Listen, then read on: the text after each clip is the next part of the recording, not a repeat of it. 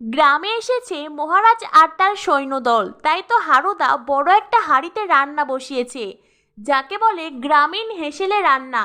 খাবার দাবারের এলাহি আয়োজন, সকলেই হাতে হাত লাগিয়ে কাজ করছে। আমাদের মহারাজ সেও কিন্তু বসে নেই, মহারাজও সবজি কাটাকুটিতে ব্যস্ত। তখনই সেখানে আসে মাধুরী। মাধুরী এসে মহারাজকে বলে, মহারাজ তুমি কেমন আছো? আর মাধুরীর চোখ মুখ দেখে বোঝাই যাচ্ছে মহারাজের প্রতি তার কতটা ব্যাকুলতা। পূজা দূর থেকে মাধুরীকে দেখে মনে মনে ভাবতে থাকে, কে এই ভদ্র মহিলা, আর ওনার দিকে এমন করে তাকিয়ে আছেন কেন? এরপরেই পূজা মাধুরীর কাছে এসে বলে, নমস্কার, আমি পূজারিনী মুখার্জি। মাধুরী বলে, নমস্কার, আমি মাধুরী, মহারাজের বন্ধু। পূজা বলে, আর আমি ওনার স্ত্রী। এই কথা শুনেই মাধুরী কাঁদতে কাঁদতে এক ছুটে বাড়ি থেকে বেরিয়ে যায়। পূজা ঠাম্মির কাছে এসে বলে, ঠাম্মি, মাধুরী এমন অদ্ভুত আচরণ কেন করলো?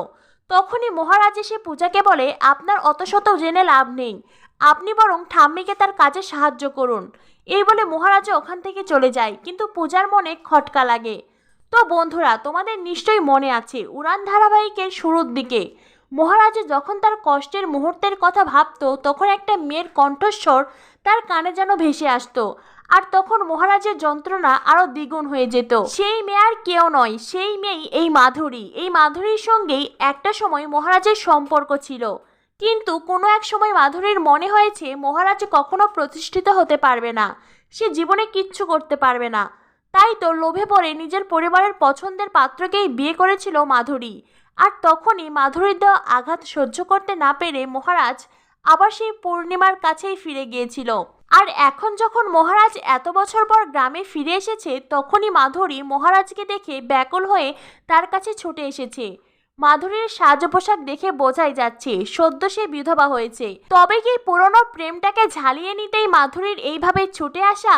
তবে আমাদের গুন্ডি পূজারিনী যখন জানতে পারবে মাধুরীর মনের আসল উদ্দেশ্য, তখন সে কিছুতেই মাথা গরম গুন্ডা মহারাজের কাছে মাধুরীকে ঘেঁষতেই দেবে না।